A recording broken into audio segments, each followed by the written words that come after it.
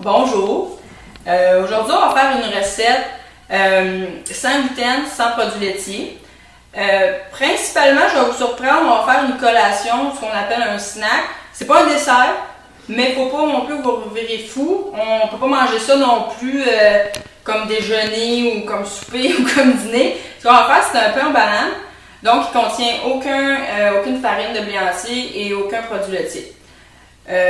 Donc, on appelle ça un peu paléo, qui est comme on ne peut pas appeler ça une mode, mais une façon de manger qui finalement permet d'avoir moins d'inflammation au niveau du corps.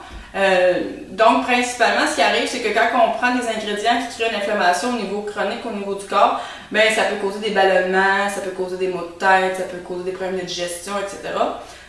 Donc, on en voit de plus en plus de nos jours parce qu'il y a de plus en plus de produits qui sont comme un peu intoxiqués ou qui sont poussés pas trop naturellement. Donc, je vais vous trouver comme une alternative qu'on peut manger une collation qui reste santé sans être obligé de manger tout le temps de la salade ou des carottes. Donc, ce qu'on a besoin pour la recette, on a besoin de bananes. Donc, j'ai 3 bananes ici. On a besoin de 2 œufs que j'ai déjà pré-mélangés. Besoin d'huile, donc moi j'ai pris de l'huile d'olive. On va avoir besoin de farine d'amande. Ce que c'est finalement, c'est des amandes qui ont été très hachées finement. On a ici de l'huile de coco. Ça c'est pour mouler, pour pas que, au lieu de mettre du beurre, on va mettre de l'huile de coco pour pas que notre pain colle au moule. On a besoin de miel. Non pasteurisé. Moi, il est biologique. C'est sûr que je recommande aux gens, si possible, de prendre le plus possible des ingrédients qui sont qu'on appelle biologiques, donc qui n'ont pas été modifiés génétiquement ou qui ont été utilisés de pesticides ou de produits chimiques pour pousser leurs produits. On a besoin de vanille. Moi, j'utilise la vraie vanille. Vous pouvez utiliser de la vanille, l'extrait de vanille si vous voulez, qu'on trouve facilement en magasin. Et de la cannelle. Et bon, évidemment, les produits pour que le pain monte. Moi, on a du bicarbonate de soude, qu'on connaît très bien. Et on a de la poudre à pâte. Nous autres, c'est de la poudre à pâte maison, donc qui ne contient pas d'aluminium, qu'on sait qu'il est un produit, un métaux qui peut être toxique pour le corps. Donc, ça, on peut trouver ça dans des petites épiceries fines ou des magasins spécialisés. Donc, on va commencer. J'ai pris de l'avance. Donc, une des premières étapes qu'on va faire, c'est qu'on prend une tasse de cachou, que là, évidemment, je pourrais sortir du truc. Donc, des cachous non salés, non rôtis. OK? Donc, une tasse de ça. Et là, on la met dans un bon vieux malaxeur, que je vais vous donner ici. Donc, on a un malaxeur. En premier, on va broyer les cachous. Donc, on fait jusqu'à temps que ça revienne à un peu des petites miettes, là. Après ça, c'est là qu'on va prendre... Oups! Moi, je ne suis pas une cuisinière professionnelle. Comme un cooking show. Je vais commencer à mon affaire. Bon, OK. Ça fait. Et là, ce qu'on fait après ça, c'est qu'on va prendre l'huile. Et on prend 2 cuillères à thé d'huile. Et on les verse dans le mélange des noix qu'on vient de broyer. Puis on le remélange jusqu'à temps que ça donne une genre de texture un peu comme du beurre de peanut ou du beurre de cachou, un peu comme lisse. Évidemment, avoir un peu des motons. Fait que là, première étape. Après ça, on prend nos fameuses bananes. Et on va les rajouter au mélange ici. Donc, on les met dedans. Moi, j'ai pris un petit morceau pour que justement que ça aille plus facilement. Donc, voilà. Continue comme ça. Donc, on met nos bananes. Hop. Bon, évidemment, si vous n'avez pas de malaxeur, ça va être plus difficile. Je vais être honnête, là. Surtout pour mixer vos noix. Mais bon, tout le monde devrait avoir un bon vieux malaxeur chez eux. Donc là, je vais enlever le petit bout ici qui n'est pas bon. Bon. C'est bien. Donc, on part notre fameux blender à on. Excusez-moi, ça va faire du bruit.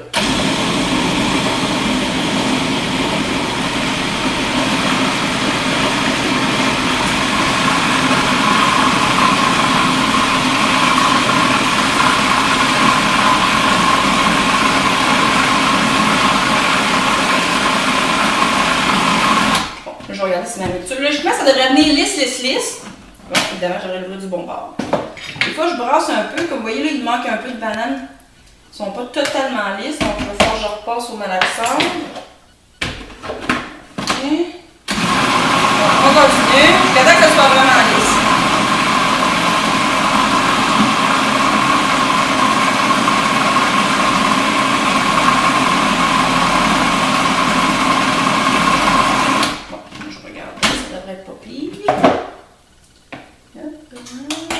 Le but, c'est qu'il ne reste plus de petits motons de banane. Ça en est pas mal bien. Je vais juste refaire une autre fois. J'utilise mes doigts. Ça va être juste ma famille qui va manger ce pain-là. Je me suis lavé les mains. Bon. Ah, ok.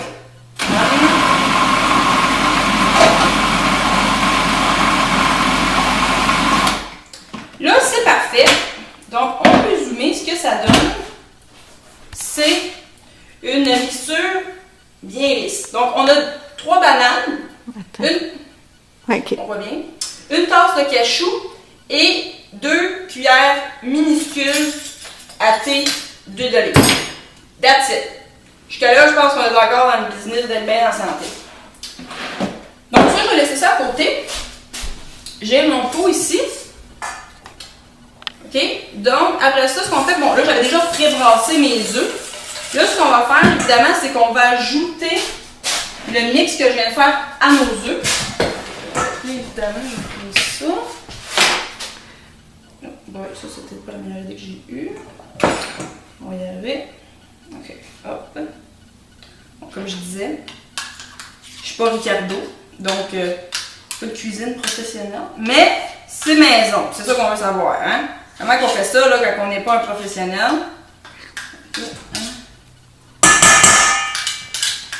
Et voilà. C'est de pas gaspiller ma belle mixture, là, ici. OK. Oups.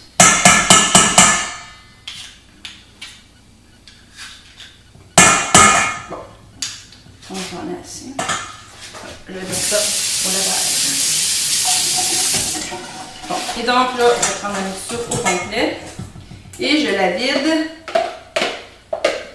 avec mes œufs.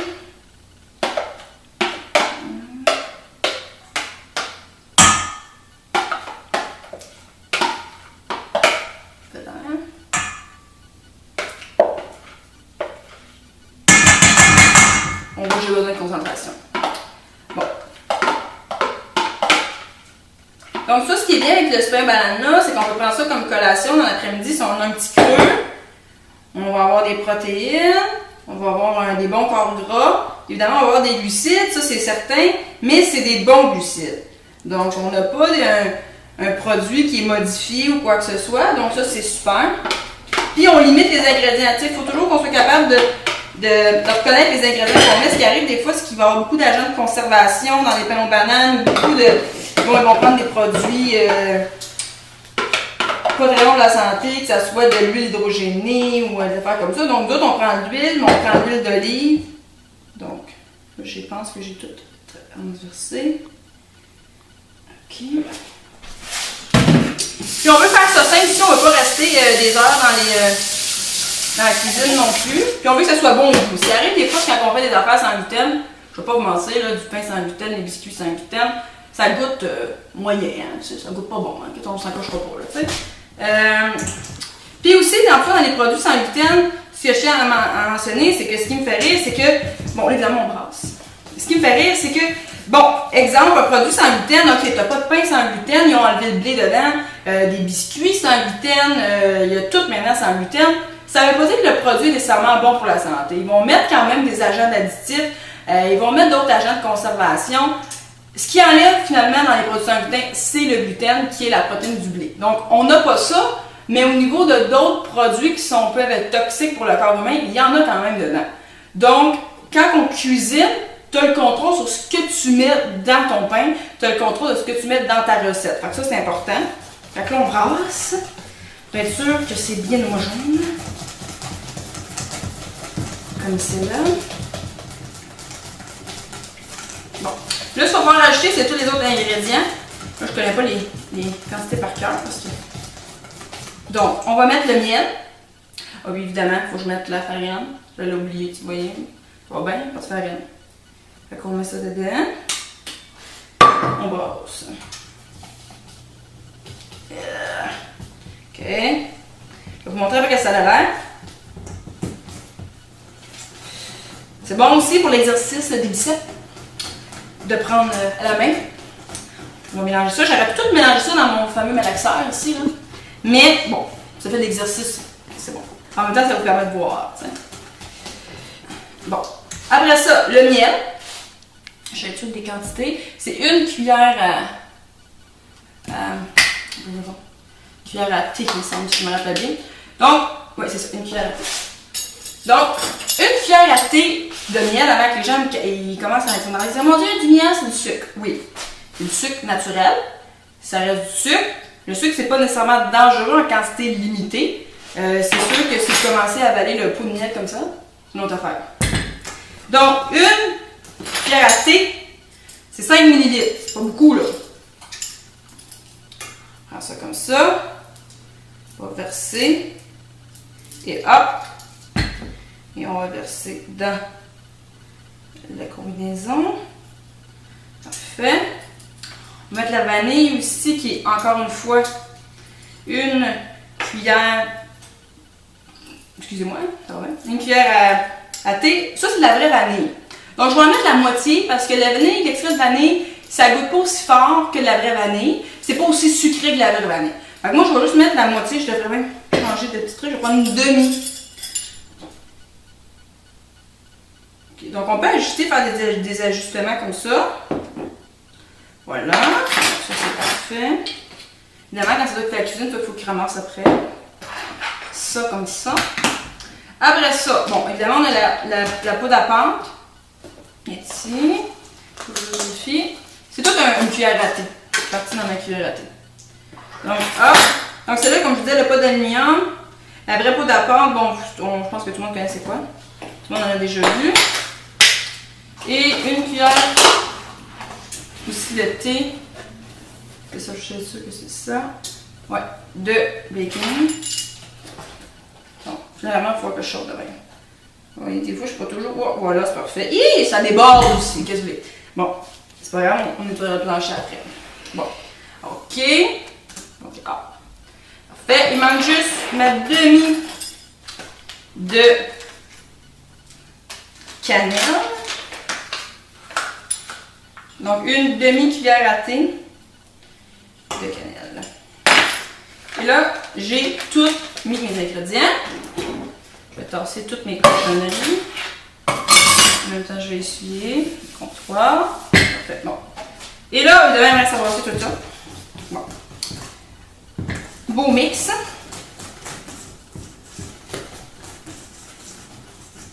OK.